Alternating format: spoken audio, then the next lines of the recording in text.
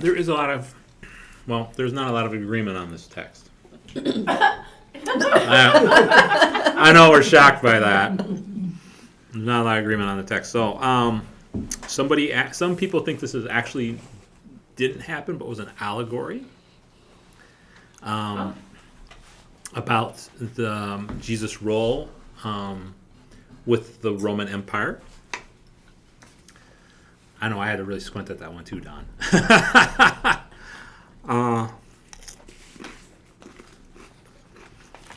Some people think this is one of Jesus' first outreach to the Gentiles, while other people think this is not an outreach story to the Gentiles at all. So,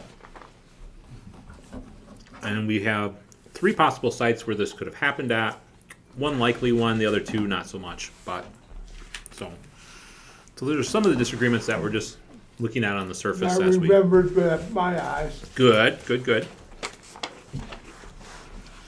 So, but I think it's important to note what happened before this text.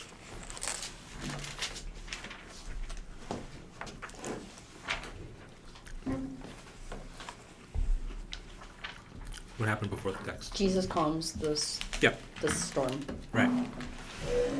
And so, you have a story of a natural event happening, and then There she is. we were getting worried about you, Louise. I tell you, getting old is not good. I had a chiropractor appointment at 10 o'clock. I forgot. Uh-oh. And so they called me and said I could get in at 10:15. And so you won't be too late, she said. So here I am. She said, you know, you're 85. Like you'd forgotten? Oh. But anyway, the 2 girls out in front, Linda and Dixie, they Yeah. were counting people, they said, and they said, Pastor just went in a couple minutes ago, so you won't be You're late." fine. We're eating, so we're good. Yeah, we're eating. Yeah, but food in front of you. Yeah, you sure do. Yeah. Wow. When I was trying to bark, And there aren't many Canada here. gave me, Wow, everybody, thank you. Should have had this when they were feeding the 5,000. There we go. thing is my vehicle doesn't have that much of a turn radius. So we were talking about, we haven't even touched the text yet, still. We just talked about the text before this text. It's always good to sort of see what precipitates this thing. And so we just had Jesus calm the storm. Remembering from Mark 1, what do we remember from Mark 1 in terms of Jesus? What is Mark setting Jesus up to be? Preacher and a teacher. Preacher and teacher. I don't know, what's the other 2 things that Jesus has dominion over? He has dominion over the earthly things and the spiritual things. Right, so, And heavenly things. right, Natural, unnatural. right. So, Supernatural. supernatural. Unnatural would be like Iowa having a quarterback that would actually be able to play. That would be unnatural. Unnatural, yes. I'm not bitter. But, so Mark has already set this up for us, that Jesus is dominion over the natural and supernatural. So we just had a story where Jesus has the natural has dominion over. So that must mean that we're going to follow a story with. Supernatural. So you can sort of see how Mark is sort of setting this up for us. You know, because Mark is, in some sense, doesn't want to surprise you. But are you surprised at this? I mean, when you read the text, were you like, oh yeah.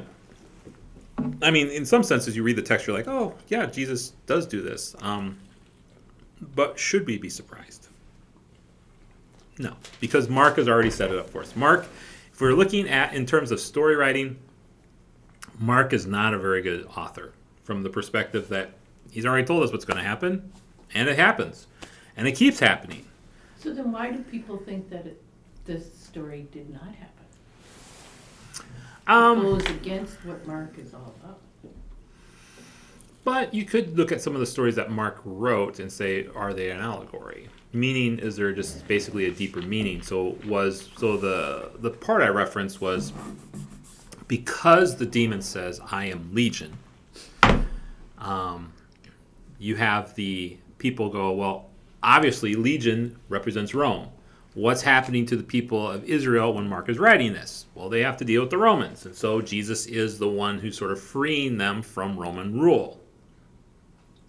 Well, if they read the rest of the story, they would know that's not the way it worked. But, I mean, that's what people are saying, is Mark put this story in here to remind people that the Messiah, Jesus, is going to free them from the Roman rule. And so that's what some people, when they read the story, say that's what it means. Because you have the word legion in there, and legion is a Roman term. And it makes sense because people were scared of the word legion back then. Because what was the connotation if the legion was coming to town? Not because they have good chicken fries, but killing, yes. If legion was showing up in your village would be decimated. So when the demon says we are legion, that term would bring you to fright. I'm trying to think of a modern day rationale of that. I mean, maybe like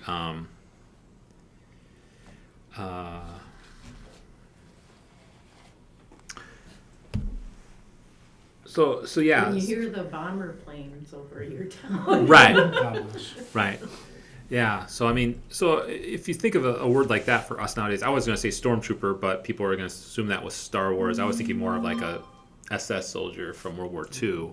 You know, what connotations would that have been? Especially if you would have heard that in early the 40s, in the early 40s, that would give you the same connotation. Oh my goodness, this is who these people are. They're stormtroopers. You know, they're brown shirts or whatever you want to use. So that's why people sometimes will go that way. So But I don't know my Greek. you don't. No. So I was wondering if legion was Latin, It is. what was the Greek word that it, They probably put the Latin word in. I think that's one of the things they said. It was a Latin word for. Sort of like if you ever listen to Spanish, sometimes there's the English word that sort of, I know that word, that pops up. And I wonder if it's just sort of the same thing, even with the Greek, they just threw the Latin in with it.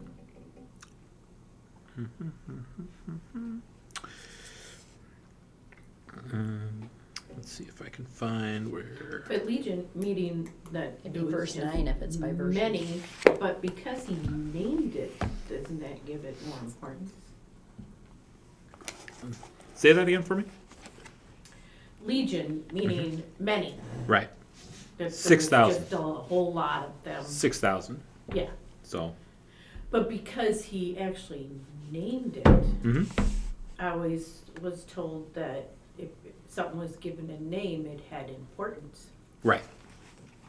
So the importance is, what is legion then? And that gets us back to our studies of the demonic today. So we're going to talk about demons. So, let's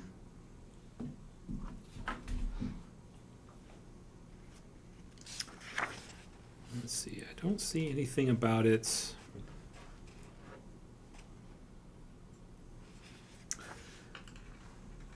All right. The word legion is borrowed from Latin and refers to an army unit of 4,000 to 6,000 men. That's quite a few. Yeah. but that's my wondering is, in the earlier ones, was it a Greek word for many? I think they probably just borrowed the Latin word for it. I think it was just like, so in Spanish, the word for television is televisión. I think it's sort of like that. They probably Greekized it a little bit, but it was still basically the same word. I think it was, because that was a very Latin term, they still used that Latin word for it. So, yeah, so other people think this story is a comedy. What? Yes. That's a stretch of the imagination. Well, if you envision those swine running down the hill and jumping into the sea, Yeah. it is. Well, that's a tragedy, not a comedy. Yeah, if you're Well- the owner of the swine, Well, it's a tragedy. Comedy and tragedy actually share The same. the same roots within the system. So a story that is tragic can also be comedic. So there's some people actually view this as a comedy story. Why do you think they see it as comedic? Because it's so out there, how can it be true? No, No? it's because of the pigs. It's just because of the kids. Well, so who would be an audience member who's listening to this? What would they traditionally be? Jew. Jews. And Jews do pigs not are like. unclean. Correct. Oh, So now you have all these unclean pigs being thrown back to the sea. So so the funny part is, so the demons are like, let us go into the pigs, and then the pigs jump off because they don't want to go back to hell. So that's why they want to go to the pigs. So they don't want to go back to hell. But the pigs, when they get in the pigs, they run into the lake and drown themselves, which in Jewish thought, hell was thought to, under the sea. And so the pigs, so even though they wanted not to be, go back to hell, they end up going to hell anyway because they all die. So they end up so going. ha ha ha. Right. So ha ha ha, they went back. And then too, if you are looking at it in terms of the Romans type of thing, well, you were in a Gentile land, and you have this legion, again Roman reference. Well, guess what? They all go back to hell. They get out of here. So again, you have people who are the Jewish folks who find pigs unclean, and they get the last laugh because I mean, even back then, yeah. Interesting way of looking at it. So that's one way to look at I it. thought it was comedy because the pigs were doing their best lemmings imitation. Yeah, there you go. So yeah, so those are some of the interesting ways you can look at this. Let's see if I can find. I got that song in my head. Under the sea.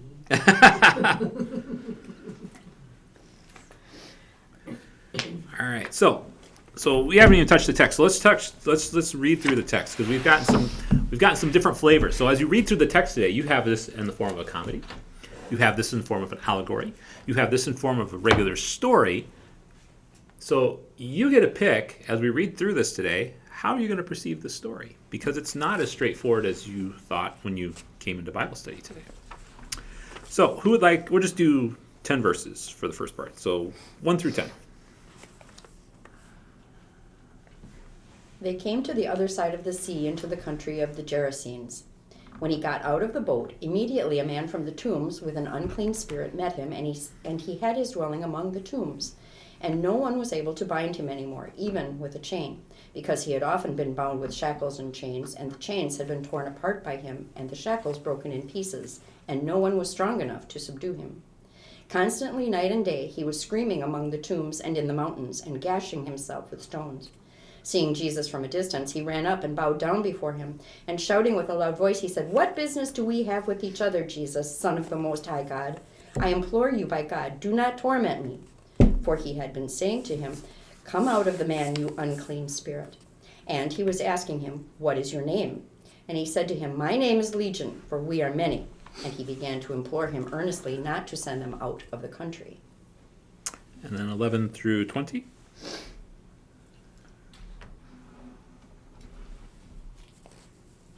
A large herd of pigs was feeding on the nearby hillside. The demons begged Jesus, send us among the pigs. Allow us to go into them." He gave them permission, and the impure spirits came out and went into the pigs. The herd, about 2,000 in number, rushed down the steep bank into the lake and were drowned. 2,000 pigs, that's a lot. That's a lot of pigs.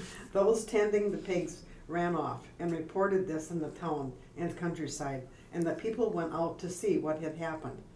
When they came to Jesus, they saw the man who had been possessed by the legion of demons sitting there, dressed in his right mind, and they were afraid.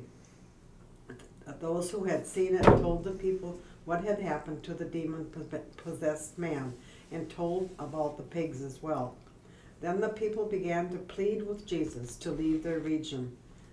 As Jesus was getting into the boat, the man who had been a demon-possessed begged to go with him. Jesus did not let him, but said, "Go home to your own people and tell them how much the Lord has done for you and how he has had mercy on you." So the man went away and began to tell in the Decapolis, Yep. how much Jesus had done for them, and all the people were amazed. Okay. So, what do you guys think? So, how do you look at the story? Was the story for you different today? Was the story similar to you today? What stood out to you after our little bit of pre-conversation about what was going on? What do you think? Well, the people certainly would run out of the village to run out to see what had happened. Very true. I know that. Very true. Fire siren rings and people go. Anymore, they used to.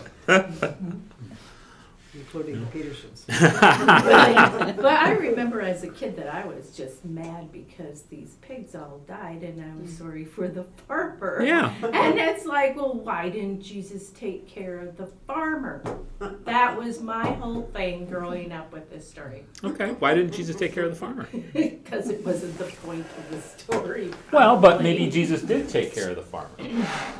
I don't know, it doesn't say. But Just says that the herdsman fled, right. But what do you mean by take care of the farmer? like that was his livelihood probably. But what about his life?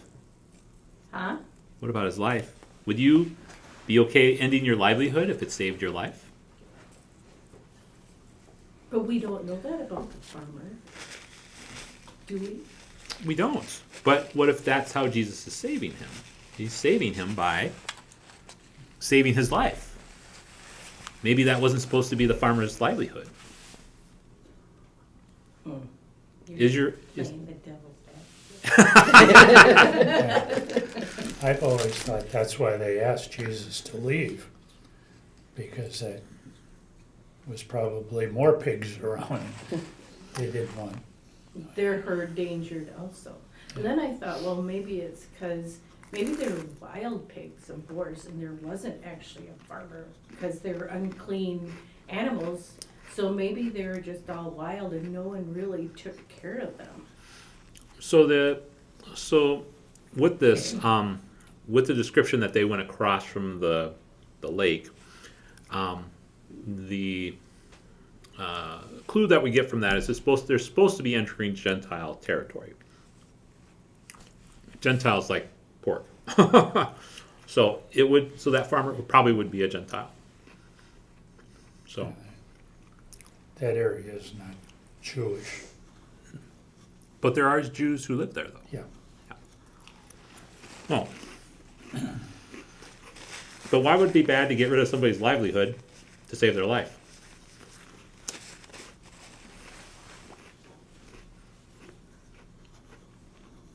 So what if Jesus did that? Because what if now, because he couldn't do his livelihood anymore, he was turned to a different purpose. Maybe he followed Jesus after that too. Maybe one of the first people that the guy who was possessed talked to was the guy who owned the pigs. Maybe. We don't know. Or he was so mad that he killed his pigs that he was angry the rest of his life. We don't know. We don't know. But there's something We else. hope that it's the other. The other thing too is the reason I think the people wanted Jesus to leave wasn't because of the pig incident. There's something else that he did. And Jesus does this to us all the time as well too. Jesus makes us uncomfortable. Because they were more scared, not with the pigs. If we look at that text part again, they all showed up. The demoniac was sitting there, clothed and in his right mind, the very man who had legion. And what were the people? They were They afraid. were afraid. They And I were- thought that was strange, because Yeah. I thought that they would have been like astonished or not believing or Yeah, they were or afraid. like a circus thing, and they had to come and see this thing that had happened. But I didn't think that they would be afraid. Why would they be afraid? Why do you think they're afraid? Just his speaking to say, "Come out of the man," Mhm. and this happened. Yep. It's like, whoa. Yeah. Because they knew what the man was like before. Yeah. He had such great strength, and And now they don't know how the man's going to react. When he was possessed, they sort of knew how to deal with him. You let him alone. He ran around, in the graveyard. That's fine. let him cry. yeah, let let him him cry. What would he do to the people who had put him in chains and shackles Yeah. before? Yeah. What would he do? Yeah. What would he do to those people? So they were afraid because now he was an unknown quantity. They used to know how to deal with him. Now they don't. And they're afraid because they knew he was strong, but they could control him because he didn't have a mind for it. But now he has got a mind. And now he's strong. Oh my goodness. We don't want him around. We don't want Jesus around.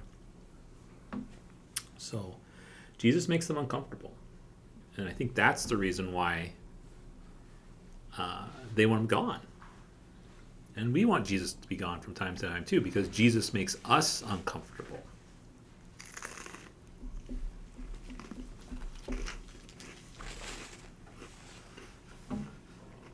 And this is the first time he actually went and told. Is this the first time that he actually went and told someone to tell other people? Or did it happen before this time? I want to Because say, otherwise, he usually told people to don't tell. right. Yeah. So, yeah. I think this is probably the first time that he didn't poo-poo the idea, but you could go. He could, because I don't remember anything else. Off the top, I'll clarify that by saying off the top of my head, I don't remember anything else where he said, "Yeah, you go and do that." And it is interesting that Jesus, in this particular sense, doesn't tell the man, "Don't tell people about what's going," but instead, "I want you to go to your community and tell them." Another uncomfortable thing. But was that because the people didn't want him there, but the man could stay so he could tell the story to the Gentiles and get the word out there? Because Jesus was well known across the lake. Correct. I mean, he had big crowds. But- So was this a way of starting to spread the word and teachings to the Gentiles? Some people would say yes, other people would say no. Some people would say that yes, this is exactly what you just said. This is to show that he was sent for the Gentiles as well too. This is an early indication in Mark that Jesus was sent for everybody. Otherwise, you'd have other people say no. That's not the case because we don't hear that specifically in Mark that Jesus is supposed to go see the Gentiles. And in fact, you have times in the other Gospels where Jesus says, I know I've come for the house of Israel. So the people that I send you to your community, but those community members would have been Jewish, not Christian. So there is a disagreement on this text, whether it is a text that invites the Gentiles into the conversation or not. So I think that's, and you have to sort of figure out what you believe about that. Do you believe that this text is a Gentile invitation text? That the man who was healed, was he Gentile or Jewish? We don't know. Because if he's Jewish, he's going to go back to his Jewish community and talk. And there was Jewish communities within the Gentile territory, so it makes sense. But he could also have been Gentile. And so he could have gone to he could have done to the Gentile folks and said, hey, So unfortunately it's not helpful for us. We don't know.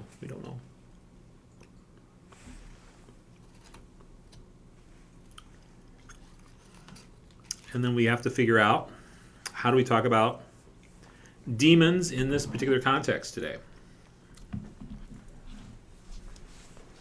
Are there still demons? Yes. I believe it. I don't know. So what is a demon? It could be lots of things. Okay. If it takes over and possesses someone's life, Mhm. it could be as simple as food or alcohol, money. Mhm. It may not be, it could be people that have 6 different personalities. Mhm. I mean, it could be lots of things. I think it's a spiritual being that follows Satan. Yeah, it all originates from Satan. And I've met one. Can you tell us a story? Yeah, you can't just stop with that. Yeah. I can tell people afterwards because it takes about 15 minutes to tell the whole story. I tell it now. I mean, it's relevant to what we're talking about. So I think it's Okay. I did hospice volunteering for 10 years, and I had a new hospice patient in the nursing home over in Hammond. So first time I went to meet him, knocked on his door, the door was open. Oh, you gotta take it. no, that one I don't. The door was Not the bishop. open just a little bit. So after I knocked, I pushed it open a little farther, stuck my head in, and this gentleman was laying in his bed facing the door. So I introduced myself. I told him who I was, why I was there, and the first thing out of his mouth in this, remember Peter Lorre from the movies? Mhm. That very nasal voice. Mm-hmm. The first thing out of this gentleman's mouth was, "I like to kill people," in Peter Lorre voice. How old was this gentleman? 50-ish, somewhere between 50 Really? and 70, I guess. But, whoa, because our training never dealt with anything like this. I didn't know what to say at first, but I'm thinking, okay, I know you were in the army. I know you were trained to kill people if you had to. And this strange voice says, "No, I like to kill people. If you were closer, I'd stab you in the gut." So I didn't get any closer. And I'm, what do I do? What do I say? I don't know what to do. He rolled over. Well, now I know what to do. He doesn't want to talk. And I don't know what to say anyway, so I left. And if that was the end of it, I would have thought 3 things. The guy's got a strange sense of humor, or he's crazy, Mhm. or his meds need adjusting. But that wasn't the end of the story. I got in the truck, headed home, mile down the road, just like that. I went from lovely April day to I'm freezing. I'm shaking. The wheel's shaking. And I reached for the air conditioner. No, wasn't on. And I'm not cold anymore. So this strange day just got stranger. But now I need to go back and preface this because I had heard on the radio one time this gentleman saying how if you think Satan or a demon is part of your problem, you have to talk to them out loud because they're not God. Mhm. In fact, that's Satan's hang-up, is he wants to be like God. God can read your mind. God knows what's in your heart. Satan can't. The demons can't. And I had been sharing this with the guys at the jail when I was visiting. So now I'm driving down the road, another half mile, just that quick again. I'm freezing. I'm shaking. the truck is actually wiggling down the road because I'm so cold. And I reach for the window. No, the window is up, and this is a beautiful April day. So why am I so cold? And that's when I started replaying okay, you've been telling the guys at the jail what you'd heard. Maybe I'm being tested to see if I believe what I've been preaching. So okay. I'm all alone in the truck. But okay. And I said, I don't know who or what you are, but in Jesus' name, I rebuke you, and in Jesus' name, I demand that you leave me and my family. Because my thought was, I get home and this thing goes in my house. And Right. So afterthought, I added my family. And if you have anything to do with this gentleman in the nursing home, in Jesus' name, I demand that you leave him alone. Half expected a window to break. It didn't. And then I talked to my supervisor, and she said I didn't have to go back because volunteers aren't, Right. they don't have to do anything they're uncomfortable with. Correct. But I said, I have to go back at least once more because I was watching a movie. That was the sensation I got. But I'm in this thing. So I have to go back at least once more just to see what happens. So I went back the next week. The door is partially open, so I push it open and I reintroduce myself. And he's sitting up in his bed. And in a perfectly normal voice, the first thing out of his mouth was, I don't really know you, but when you're here, I feel safe. Mm. Wow. I did not bring up the week before. Mm-hmm. He did not bring it up. We had a lovely visit for over an hour. And next week or soon, I'm going to have to ask him what he remembers about that first visit. The day before my visit the next week, I got the phone call that he had passed. So I really wish, but I don't believe it was Satan, because Satan is a created being. He can only be in one place at one time. Mm-hmm. He's a spirit, so he can move fast to get around, but he is not omnipresent. Right. He can only be in one place at one time. So I believe I met a demon. Now, since then, I've been asked more than once, okay, interesting story, but what's the purpose? You know, and I do think I was kind of tested, like Job, to see if I believed what I had been saying. But I think there's two reasons.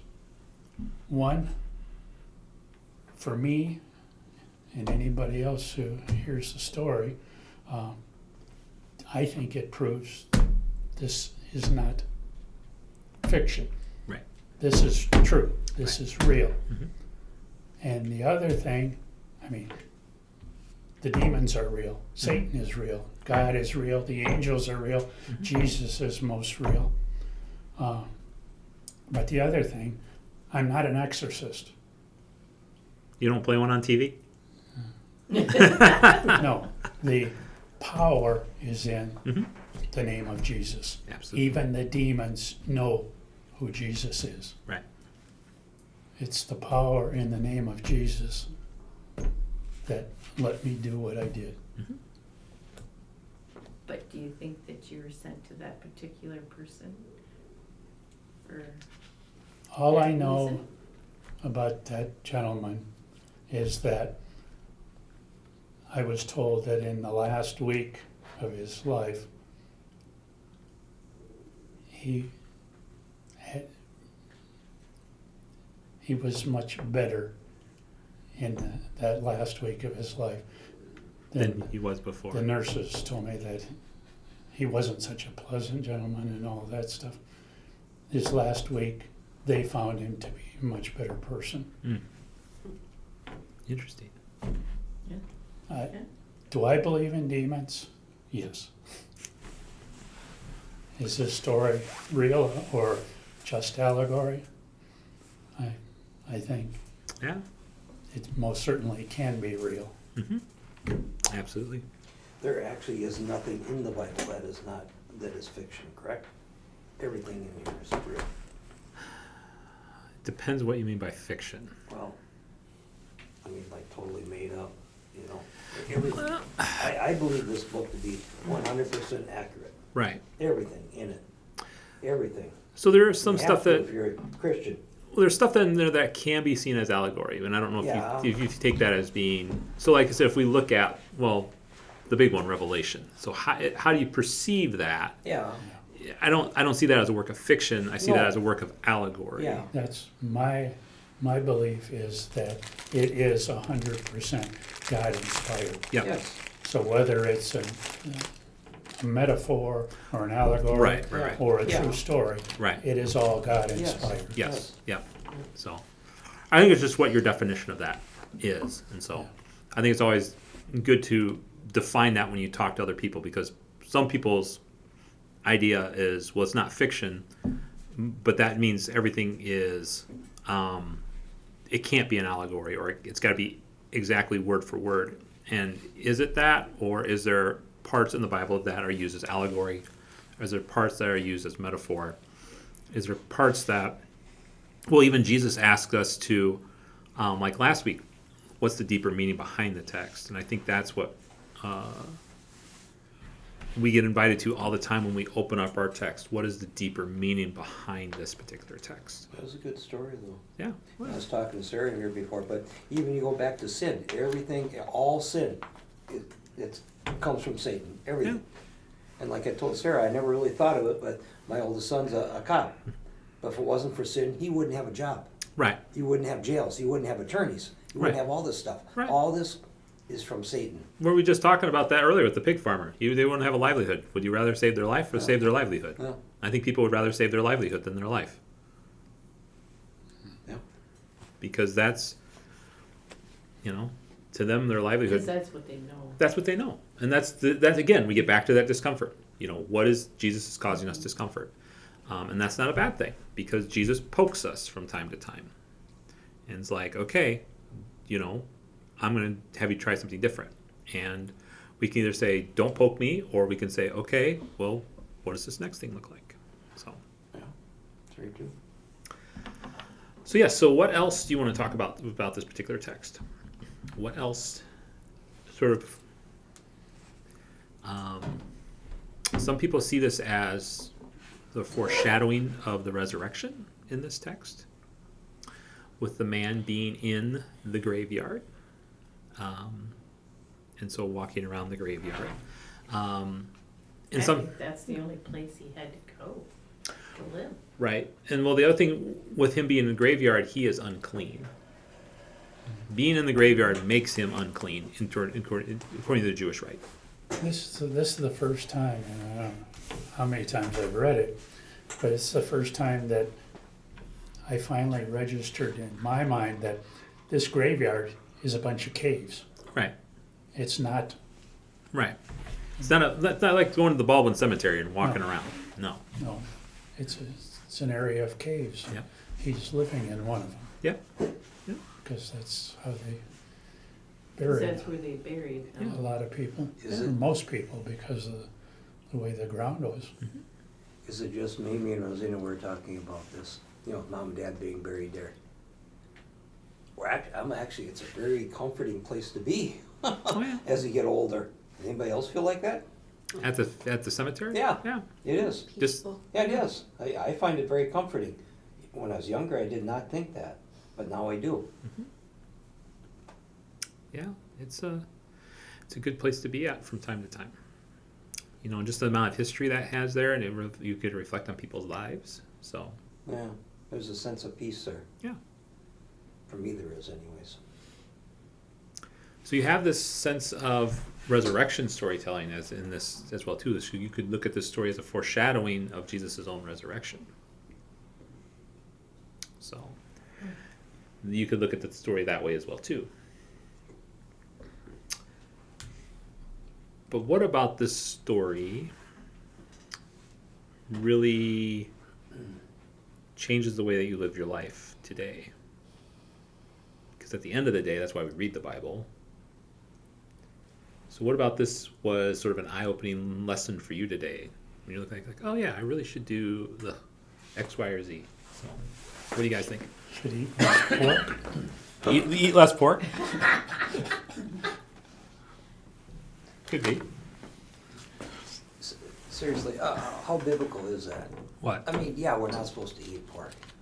I love ham. I can eat it every day. Yeah. Well, Seriously. Are you Jewish? No, I'm not. Then don't worry about it. I love my ham, my old-fashioned ham. Right. Especially Nielsen's, they have the best ham down there. I damn brats. Yeah, Trichinosis used to be a big problem. yeah, I know, yeah. It's, yeah, No. undercooked. And almost all of the Levitical laws God gave to protect the people from Yeah, themselves, really. yeah, yeah, And washing hands you know, and all that stuff. They were doctors in the 1880s, 1890s in hospitals. They would see a patient, they'd go to a wash basin, wash their hands Yeah. before they go to the next patient. yeah. But then they'd come back and wash their hands in the same wash Yeah. basin again. And God told people to wash in running water. Right. Those were all just extra protections for His chosen people. How to At the survive. time, He gave them the laws to I protect know them. doctors wash their hands all the time. Yeah. All the healthcare workers do. But then you also have Peter later on, where God tells him to eat, and it's a bunch of animals that are unclean. And so that's why we don't worry about ham anymore or anything like that, because we see the New Testament as a mandate to say, okay, dietary laws were there for the people of Israel back in the day, but they don't apply to us anymore. One of the other big ones was, He told them to go dig a latrine, dig a trench outside the camp to go to the bathroom. Other people, they go to the corner of their tent. You can see how, Disease would spread. Yeah. Yeah. A lot of people in World War II had those menial jobs. Mm-hmm. Yep. So, like I said, I wouldn't worry about that, about eating ham. Yes, I like my ham. I like my ham. Oh, as a matter of fact, I've been to Sailors.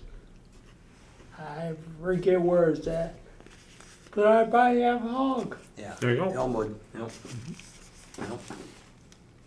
Yep, Yep, yeah, it's that Elmwood. yep. Yep. So, what do you take from the text from today?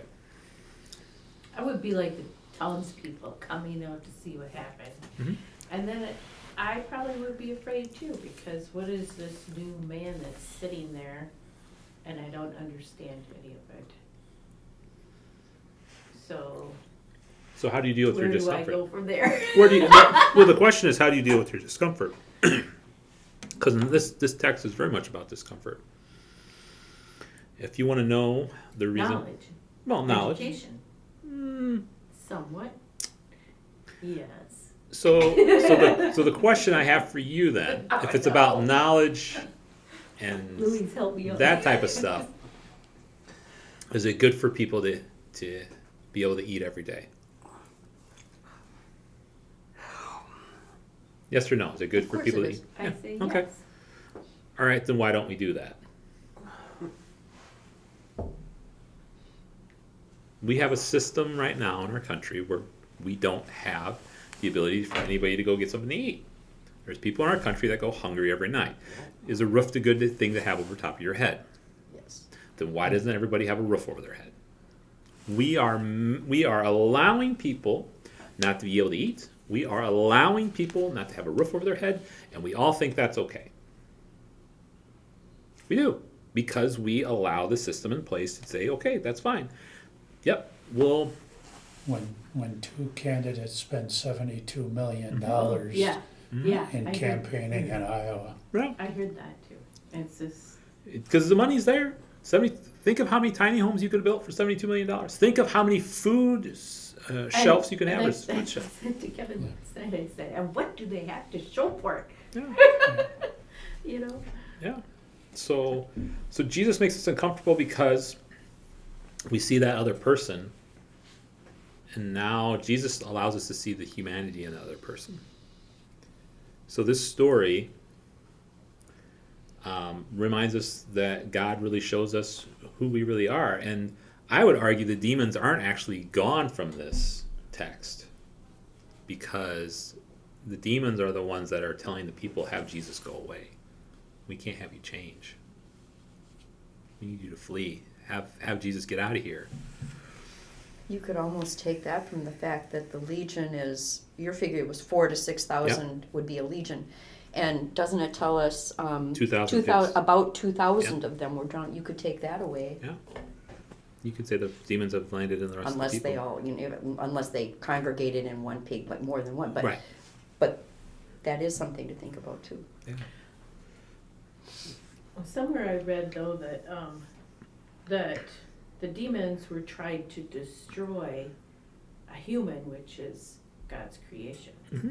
Yeah. So if he couldn't destroy the human, then that's why they went to the pigs to try and destroy something of creation. Yeah. But then they got destroyed. Then they got destroyed. instead. Yeah. I would say that's a good reading of the text as well too. That's another way to read the text. Yeah. I just find it amazing that one man could have a legion of demons. Well, I don't doubt it. It's No. just, I mean, that would explain his strength, the inability to control him with chains or shackles. yeah, I mean, there's a. But then, the other thing I always was thinking about too is how many times do we have demons within inside of ourselves that we need to have Jesus come in and take care of, And more than one. and more than one. I think every day, Right. every day, Yeah. all day. So, I mean, so the story that we talk about, this man who's been possessed, we see that Jesus is able to take care of any number of demons. So even a legion, even that scary terminology that the people back then would think, oh my goodness, our village is destroyed, we're all dead, we don't have we don't have a prayer. And Jesus comes in just with the word. This is how powerful Jesus is. He can get rid of 6,000 demons. Again, we shouldn't be surprised because Mark sets it up for us before. We're surprised. We shouldn't be. But we are. We're like, wow, that's 6,000. Because Mark's just making a point. He did it with one. He doesn't matter the number. But I think that the demons didn't say anything to Jesus until Jesus was trying to get them to come out. Get them to come out, yep. Because it says, for he had said to him, Yep. come out of the man. So Jesus was probably trying to get them to come out, and then they said, what have you to do with us, Jesus? And then Jesus said, what's your name? We are legion, we are many. And Jesus is like, I don't care how many people are in there. Get out. You're done. But we don't want to leave. We don't want to go back to hell. All right, there's some pigs over there. Why don't you go into them? Hey, this is great. Well, I guess you're going back to hell anyway. But, it's what you wanted. But there's the interesting part too, that the demons recognize him as the Son of the Most High God. Yep. You, God, do not torment. I mean, the demons recognize him, but not the people. Even No. the disciples are still figuring it out. Yeah. You know, right before this chapter, that Aren't they standing who is right the there? who then is Yeah. this, that even the wind and the sea obey him. So they're still trying to come to grips with it, but Right. the demons know immediately Yep. that who this man is, that And they know what this, power he this has. is God. Yeah. So this week, what are those things in your life that you need to really work on? And what about, and that will be discomfortable to work on. You all have those things, I know I do as well too, that we really need to work on. We need to get rid of some of these demons that we've been attached to, that we've been holding on to, that we've had most of our lives, and there's an opportunity today to say, be gone. No more. And to be I that. think it's the secret thoughts in your mind that you don't even talk about, but you think about, that are really as, what, troublesome or, Yeah. Destructive. yeah, Yeah. that you don't even think about. Or just certain things that you do, or certain attitudes that you have, or stuff that has just sort of been, you know, you don't know where it comes from. It just sort of, And not the weather. yeah. I mean, this dreary, cloudy weather is not Exactly. good. No, So- I'd rather have this than the other. I just think of stewardship. Freezing cold. Freezing cold. You think Taking of, care of our own stuff and how many storage containers the Right. US has. exactly. Yeah. If you want to start a business, start a storage company. You get it filled up right away. That's what my husband says. Don't tempt me. I think we could do that in a church. I bet we could probably wouldn't have to ever have offering ever again. We just have a storage thing out in there. So I want you to think about that for today. So as we think about having Jesus take care of those demons that are in your life. Because I think when we do that, when we don't want to do that because we feel discomfort. So I want you to sort of identify that discomfort in your life that you don't want. What's that part of your life that you don't want Jesus to get into? Why? Why do you not want Jesus to get into this part of your life? Because lots of times we're comfortable with it and we don't want to change. Right. We like the status quo. We like the status quo. Much like the We're just people. afraid Yeah. to change. Right. So, but this is what Jesus has done throughout all of his ministry. Jesus was about change. The reason why we're Christians right now is because Jesus changed so many lives back then that we're still here today. Just think of how old this religion is. And we've gone 2,000 years, and people are still talking about Jesus. Jesus did something. If you don't want to believe in Jesus, I'll be like, you know, how do you get a religion that's 2,000 plus years old and people are still flocking to it? Something Jesus said has changed people's lives, and it's about changing their lives, because I think people can't see that, and I think Jesus is that key to unlock that about ourselves. Jesus changes who we are and changes us. The important thing, changes us to be better. Jesus doesn't change us to be, evil people. Jesus doesn't change us to, to be drug dealers and stuff like that. Jesus frees us from that type of stuff and allows us to actually have happiness in life, to have joy in life, to help other people in life. Isn't it funny that how we're wired as people, that when we help other people, for the most part, most people, you feel better about doing that? Isn't it funny how that's how human beings are wired? So, but any other last minute thoughts or questions? Where are we at next week? Chapter 6? No, we follow right up with The rest of the this chapter. rest of Rest the of chapter. The rest of the story. Jairus' daughter. Okay. Let's see. Could I have somebody else lead it next week? Because I have a fun hospital procedure on Tuesday. Oh, joy. So